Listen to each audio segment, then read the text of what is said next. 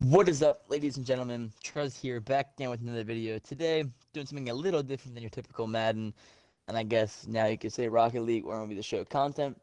Today, we're kicking off some NFL draft content, and that is going to be we're going to be doing 3 winners and 3 losers of the 2021 NFL draft for the first round. Might do some more coverage in the second and third day, as it starts to unfold more because the first round picks are obviously concrete and the most detailed and followed through with. We're going to be focusing on them, going to the 3 teams that we think did the best, and then the 3 teams that did the worst. This is not busting or hating on any team or the players picked that they ended up making, because after all, this is the NFL. You can predict the very best of your ability, but no one has the perfect formula to guess the actual perfect player and who will be great. If anyone could do that, they'd be making the most money possible, and the same team win the Super Bowl every single year. There is variation, obviously, so we might think a player sucks. Analysis might think a player sucks, or they're not going to do anything. But there's intangibles, there's potential, and it's the crazy world that we live in. So any player could obviously become amazing. This is just our personal opinion. Hopefully, without the most bias we can put in, like we're gonna try to avoid as much bias as possible. We're gonna try to go at this fairly, honestly, without bias, and just remember that even if we say a player is not the best, it's not hating on them or the team. We don't know these guys personally, obviously, and they do have the potential to become amazing. They are first round picks for a reason. That spills over. Any word from Gavin? You want to start with winners or losers first? Winners. All right. You want to go first? Or you want me to go first? Let's just say Yeah, you're first. first, and then I say my first. We're not. I'm not ranking these by like who I think won the draft. I'm just saying like who I think one of the winners was, who another one. Like I'm not ranking them by like who did the best in the draft. Number one, number two, number three. Did you say you want me to I'll start? I'll start. yeah, I'll start. Okay. If you can scroll down, please, sir, to Yes. pick 27. Oh yeah. This is Ravens fan here. My winner is the Ravens right here. Hey, listen to this, guys. I texted Gavin during the draft. Who did I tell you I wanted? Rashad Bateman. Rashad Bateman. I told you it had to happen. I want it to happen so bad. I texted my granddad like 2 days ago for the draft. I told him Rashad Bateman and the Ravens, and the Ravens ended up taking Rashad Bateman, and they kept the second pick too. They That's didn't true. trade it out, Mm-hmm. which I I thought they was would thought trade was out. very They nice. always do. EDC's a trade back guy. Anyway, sorry. This is your thing. Um, no hate to away or like I don't even know how to. I haven't even heard how to pronounce that yet. Dafe, I'm pretty sure, but I thought he had Odafe. another I know different that his first name is first name. Odafe. I thought it was a Odafe different away. first name though. Yeah, Jason. He goes by his middle Jason, name, yeah. but he said that he's going by Odaway now. Okay. Odaway Odafe. or Odafe. God It's dang, Odafe. It's fine. Odafe It's away. fine. uh, I feel like he has the speed to be good, but it also guy's kind of strange. He had 0 sacks last year or whatever season. Um, that's kind of alarming, but I think he has the speed and the potential. And also, he has the Ravens D line to work with to also help him free up some blockers there. Use speed to get around. I think he's an interesting pick. Ravens seem to love him. Harbaugh seems to love him. Wink Martindale seems to love him. But the one that I'm really focusing on is Rashad Bateman. The man runs a sickly fast 40-yard dash, has great hands, has separation, has route skills. Overall, a balanced player, has some decent size. Not too short, not too tall, not too big, not too small. I think just overall the perfect guy the Ravens need to be a number one. He's young, he's got speed, he's got hands, he's got routes, he's got size, he's got all of it. Not too much of one thing. Very balanced, very solid prospect, very solid player. I really look forward to see how him and Lamar will play together. He should be able to free up Hollywood and Mark Andrews even more. Then they got the rushing attack with J.K. Dobbins and Gus Edwards and Lamar Jackson. Team looks very nice. I think this is going to be a very good pick, especially in the later rounds. All right, my winners. Right to start with my winners, I have the Bears. I think this is a no-brainer. I loved Justin Fields, and Adrian does have a different opinion on this, but I love Justin Fields. I thought he should have went three to the Niners, who ended up getting Trey Lance, but I think he fell too far. I think there was multiple teams that could have taken him. I think the Broncos could have taken him. I think maybe the Panthers. I mean, they do have Sam Darnold, but I thought there was multiple teams that could have taken the Lions. There was plenty of teams. The Niners, of course, the Jets. Um, but he fell to number 11, right into the Bears' lap. They did trade up, but they picked him up at a great QB, and he might be the best QB in the NFC North if A Rod leaves. If you got Jared Goff, you got who else is in that division? Kirk Cousins. What do you think? Um, but Justin Fields is a great player. And I think it was a great play and a great move by the Bears organization to move up and get themselves who could be their franchise QB. I like it. I like it. I partly agree, but my second winner is going to be pick number 7. Scroll up a little bit if you can. I am already. Oh, I forgot I was watching the streaming delay. Detroit Lions. I feel like they got a very good offensive lineman. Obviously, the most touted prospect of the entire draft when it comes to O line. Kind of surprised he fell this far, considering all the franchise I quarterbacks. agree. You need help and support and protection for those guys. Felt the Bengals could have used him, especially after Joe Burrow tore his knee last year because of offensive line struggles. Like that was one of the reasons. But the Lions, whatever they're planning for, they got plenty of first round picks from the Rams that are all trade. I know, Whether they right? decide to take a quarterback next year, or if they decide to ride it out with Jared Goff, they're gonna have draft capital. They got a new coach, Dan Campbell, I believe.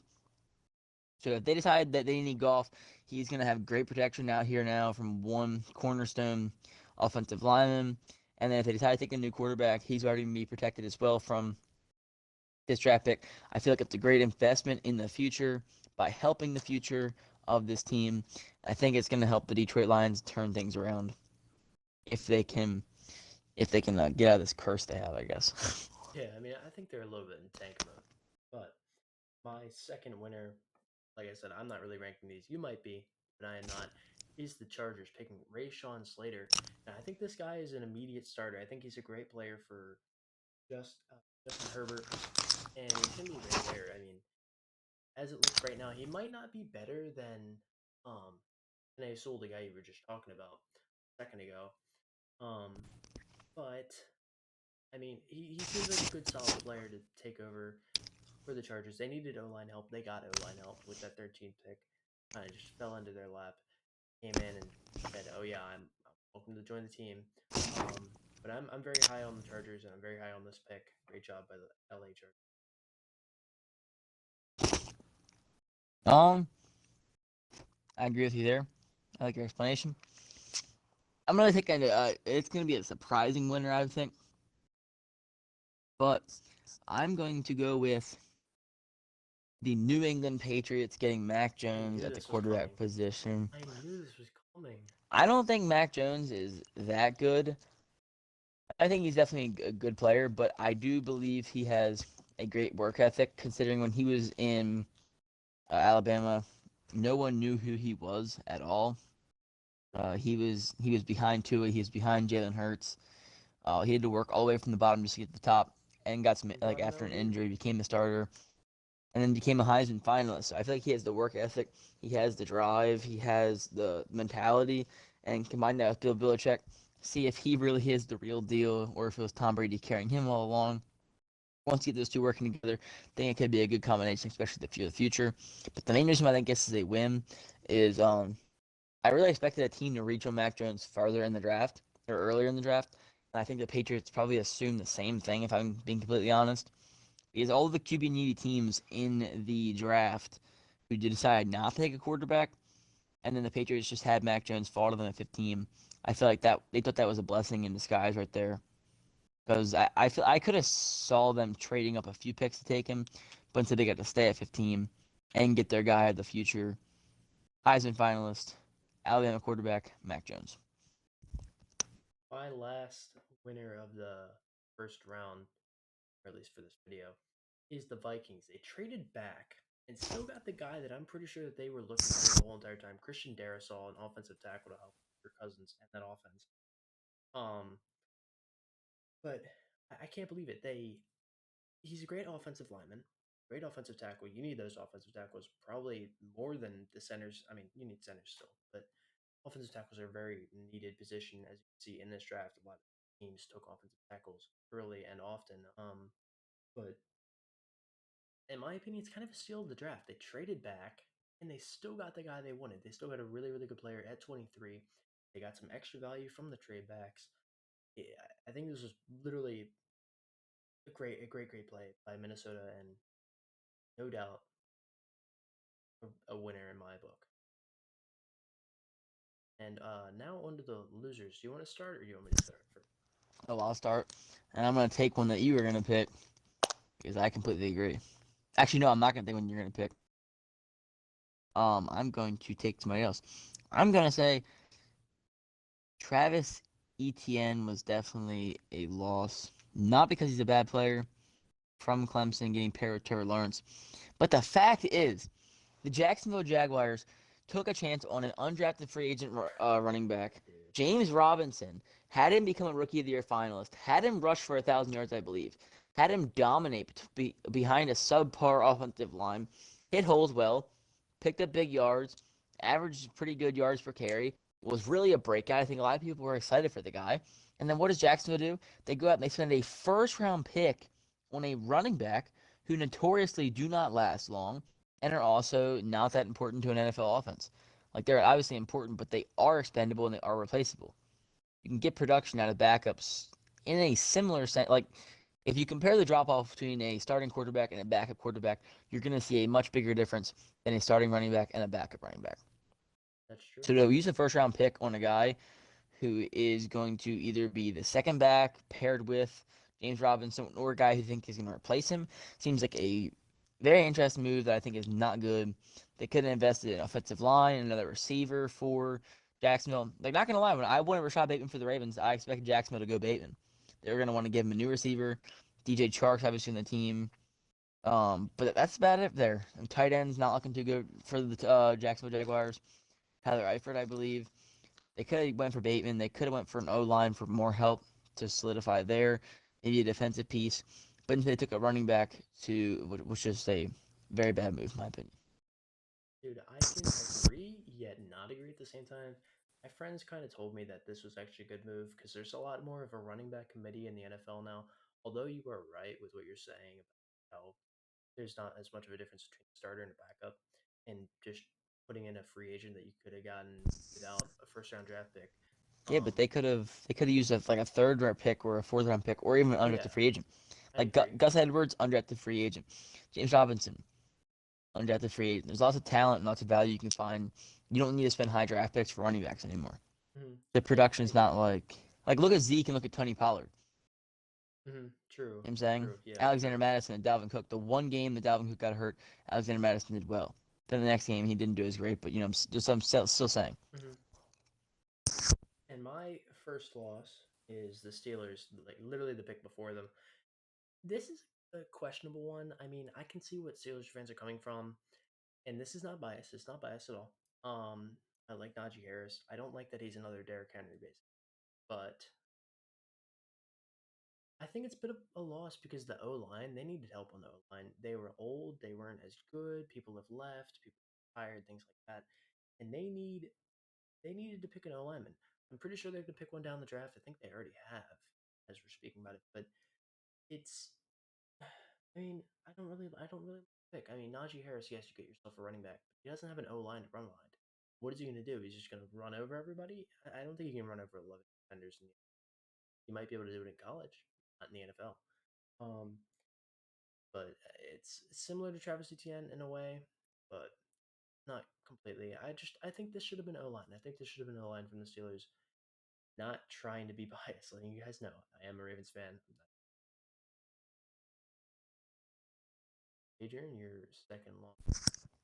My next loss will be the Green Bay Packers.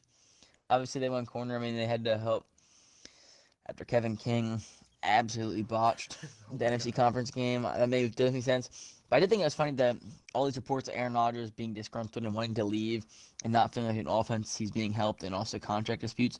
And then what is the one thing they do in the draft? They go out and they get another defensive player. Basically like they do every year. I've seen it was a post. Packers have taken a defensive player, I think, every year in the first round in the past like 8 years. And then last year it was Jordan Love, who was a backup quarterback to take Aaron Rodgers' job. So going in for the guy they really don't want to leave, let leave, and the guy who's been the face of their franchise for I believe like 14 years now, and yet they take a defensive player, which I just thought was kind of interesting. Not a bad pick, nothing against Eric Stokes. Probably going to be a solid player, but just kind of strange that they didn't end up taking an offensive player just to appease Rodgers, considering you would think the value he would hold to the franchise. But that's just me.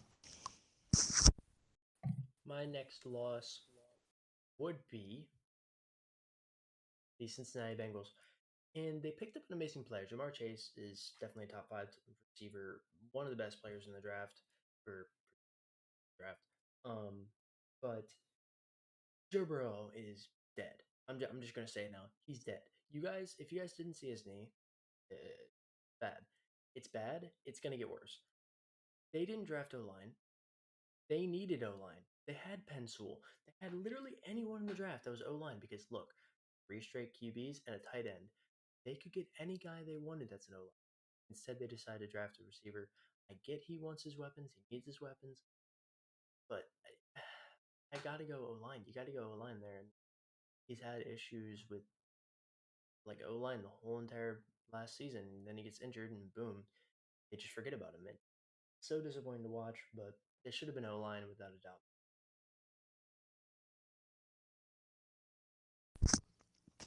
My next loser, if we can scroll down, is going to be the Denver Broncos. Um, the franchise is in a bad spot, and usually when you're in a bad spot, you need a quarterback to kind of lead you out of that. And they obviously have Teddy Bridgewater, who they traded for, who's shown to be just an average or meh quarterback. And they have Drew Lock, who's also just struggled and been also an average or meh quarterback. They had the chance. They had the chance to get Justin Fields or Mac Jones. They want to take that route, but instead they took, the Cowboys' dream corner, Pat Surtain. But I mean, it's not a bad pick because obviously secondary is very important. But when your franchise is down in the dumps and you need leadership, because if you look at the Broncos' last quarterbacks, I mean that you can remember, massive contract to Brock Osweiler, Trevor Siemian, Paxton Lynch, Joe Flacco, Drew Lock. The carousel continues. Like, there has not really been a solid number one guy in Denver since Peyton Manning left. Yep. And they had the chance to do that by getting Justin Fields or even Mac Jones, like I said, if they wanted to take that route. Or they could have traded up and got someone instead, possibly Trey Lance. I mean, who really knows? But instead, they decided to take a corner, which, like I said, not a terrible player, not a bad pick, but it's just kind of, I feel like it takes the franchise in a wrong direction because you have to wait for another year for a guy who's the franchise guy, unless Drew Lock somehow turns around and just absolutely pops off this year. That's my explanation for that. Yeah, I definitely agree. I think they should have went Justin Fields, or maybe even tried to trade up into the top three or something like that to make a move. Or obviously Mac Jones still there. My last loser for this first round of the draft is the Raiders. Alex Leatherwood. I'm just gonna say this right now. From what I've heard, from what I've seen, not that good. I think he was taken way too early. And I don't think they needed him. I mean, they needed him, but like not as much as other positions.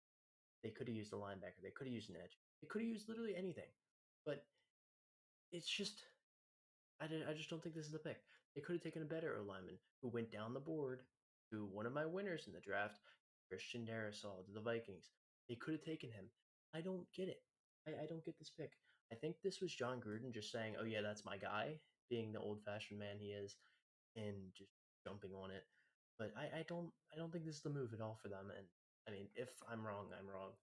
But it's just I think they took him too early. I think they could have waited, or I think they just could have taken a better guy down the board, as we saw Parasol. And that's going to be our losers and our winners of the first round of the draft. Hopefully, we'll be doing some more. We'll probably do second and third round, probably some more as we go. Let us know what you guys think. Who won the draft? I mean, the Jaguars obviously got quote unquote the best player in the draft. I mean, I would believe so from what I've seen, but probably know he's a bust and things like that. But I tried to keep away from Jacobs 2.0. those dudes because of the fact that I've just heard so much about them and things like that. I was thinking about putting the Niners on this list actually in the loss category because I think they should have taken um, Justin Fields, but I mean that's just personal opinion. I don't really know much about Trey Lance as it is. But anyway, anything you have to say before we end this video off, Adrian? Um, Thanks for watching, guys. If you have any comments or want to discuss something, put it obviously in the comments. We'll respond to it. Might make a video on it. That just depends. But thanks for watching, guys. Hope you enjoyed it. Like, comment, subscribe, check out the TikTok, join the Discord, all that good stuff. You know what I'm saying? Check out Twitch. We're streaming on it right now. Actually, getting video from it. Hmm. Yeah, it's gonna be it for us, guys. Yep. Peace out.